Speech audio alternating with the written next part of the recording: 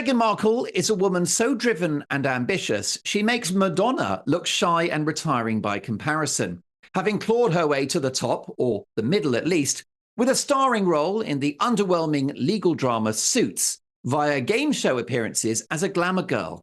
This is someone who has always had her eye on the prize. Don't forget, it was her dear father, Thomas Markle, who of course she dumped, who famously helped his young daughter get acting lessons as a youth. By the way, sack the acting teacher and ask for a refund.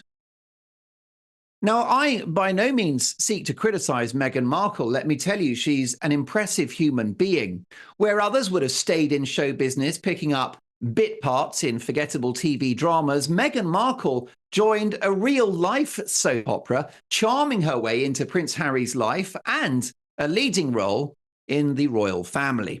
Depending on who you believe, Markle turned Harry against his own family and his own country and managed for the first time in the history of the monarchy to marry a prince on her own terms, with the two now residing in Montecito, California, where, of course, they ply their trade in Hollywood. It all sounds like Meghan's plan, not Harry's, but that's just speculation. Call me old-fashioned, but I would imagine the shallow, air-kissing world of La La Land is more Meghan's habitat than the polo-playing, beer-swilling, ex-army soldier Harry. But it seems that Meghan's mission has been accomplished. She's married to the son of the King of Britain, she's rich, and she's now one of the most famous people in the world, which means it's time for Meghan 2.0, Meghan the sequel, Meghan reborn. She's chilled out these days. She's the homemaker in sweatpants, baking banana bread and waiting for hubby to come home so she can greet him with a cocktail and a winning smile. Yes, Meghan has rebranded herself as America's new domestic goddess, an updated woke version of Martha Stewart, hopefully without the jail term. Meghan has launched her new lifestyle brand, American Riviera Orchard, which sounds like a skin disease, but which sees the previously imperious, all-conquering Markle staying at home all day, making jam, exfoliating her face, doing yoga, and meditating. Well, I would encourage the meditating. Even 2 minutes of silence from this person is a rare blessing. But I'm not buying Meghan the homemaker. This strikes me as another money-spinning cash grab, and good luck to her. Meghan Markle will never be the stay-at-home mum. If there is an obedient, old-fashioned, low-status partner, I'm guessing it's Harry.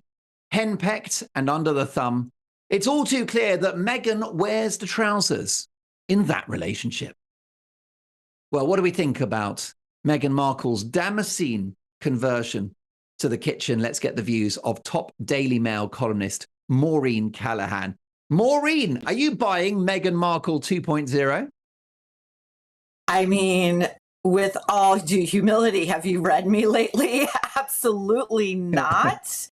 One of my most recent favorite exchanges came from a friend of mine in America the day that her little teaser trailer dropped for American Riviera Orchard, which featured her inexplicably in a ball gown, like in her house during the day with a dog.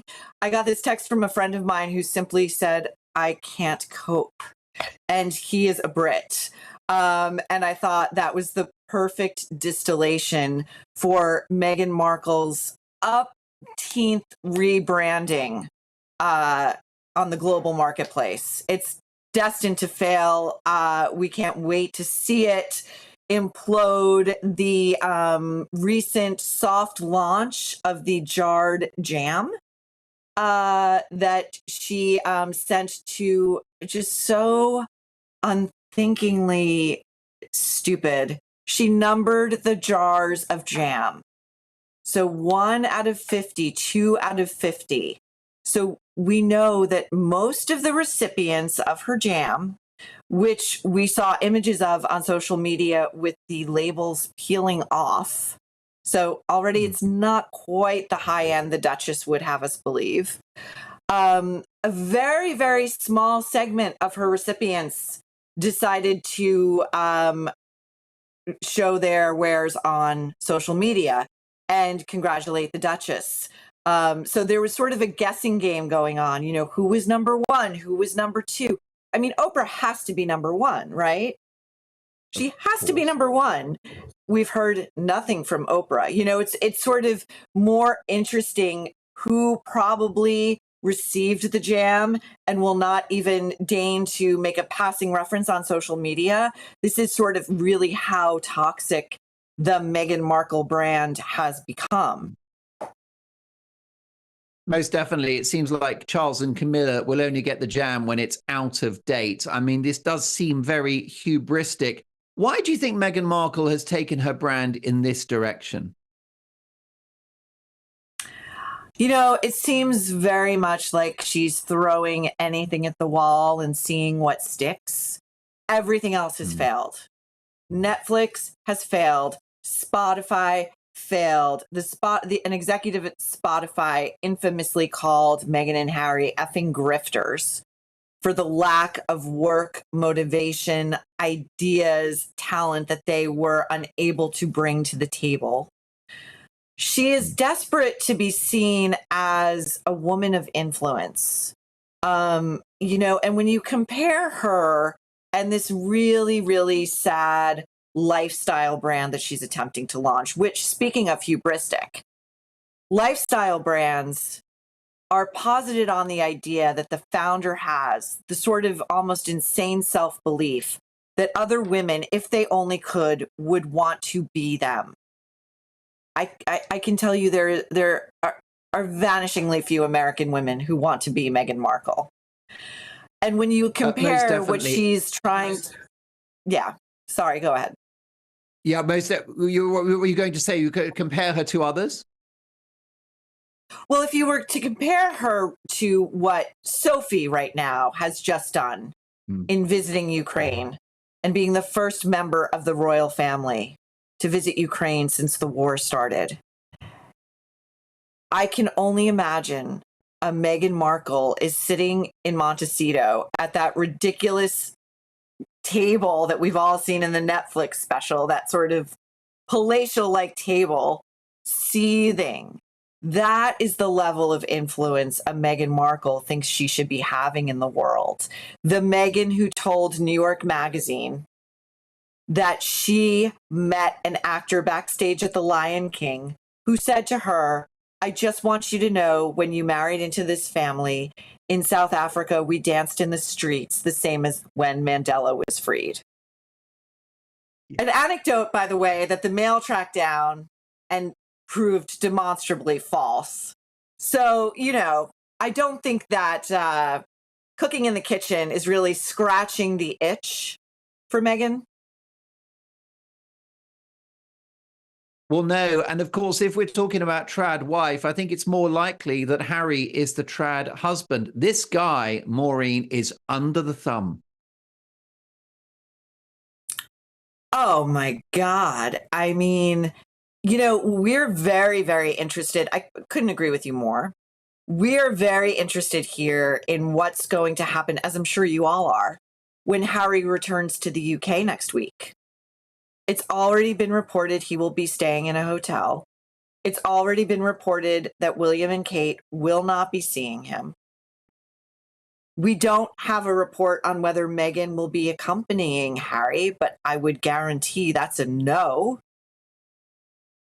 So Harry is increasingly looking as if he is really at loose ends. He cannot quite make amends with his family. His wife is showing absolutely zero interest in helping that reconciliation. And it really sort of undercuts this new brand identity she's trying so desperately to form, you know, which, according to her team, is all about hearth and home and family. I mean, who among us thinks of Meghan Markle when we think of domesticity and warmth and family unity and joy? It's quite the opposite, which is what makes this brand launch all the more, you know, pardon the pun, delicious. Yeah, she's about as much of a homemaker as a tarantula spider. Meanwhile, the couple, the Sussexes, have been quite critical of the Commonwealth, particularly in the book Spare and in some of the comments they've made in interviews. But they're off to Nigeria strikes me that there's a contradiction there, Maureen. Oh, I beg to differ, if I may. There's so much we know about Meghan Markle that sometimes we can forget the most salient factoids. But as Meghan told one of her interview subjects on Archetypes, her podcast, her failed podcast that nobody listened to, she had done a DNA test and discovered that she is 43% Nigerian. So this trip to Nigeria will be all about Meghan Markle finding her roots, what Nigeria means to her, what she should mean to Nigeria. As you so aptly described, Harry, the henpecked spouse, will be taking a back seat, and she's going to try to generate headlines that are a bit more substantial than who else may have received her jar on the West Coast of America. And yet, the couple have made trouble for the royal family in relation to the Commonwealth. Do you think that this trip to Nigeria could cause further tension with the palace? You know, it really depends on what they do or don't do, what they say or don't say. There's no question that in exposing themselves to walkabouts with just regular people or being interviewed by members of the media, they are going to be asked the questions that are on the top of everyone's minds, both in the UK, of course, and in the United States. How is the King's health? How is Kate's health? We know they're in an informational blackout. You know, if they had anything to peddle, they would peddle it. But I think so much is going to depend on the way in which they comport themselves. And if they're able to do so with an iota of humility, you know, and comporting themselves as the non-working royals they are. If past is prologue, I highly doubt it. And one last thought, Maureen. When will King Charles ever see his grandchildren? You know, this is probably the saddest part of this whole story. I mean, you know, we sort of laugh about the follies and foibles of Meghan and Harry, but it's quite sad that there are two grandchildren that the King and the Queen have probably the most tenuous relationship with, that they have cousins that they don't know, that they are missing out on the most unique and privileged heritage one could imagine. And that's really where it all feels very selfish and petty, especially with the King and with Kate facing their own health crises. Maureen Callahan, what a thrill to have you on the show. Brilliant stuff. Look forward to catching up soon. Do check out Maureen's brilliant columns in the Mail newspaper. You're watching GBN America. I'm Mark Dolan. For more videos and content like this, head to gbnews.com/America.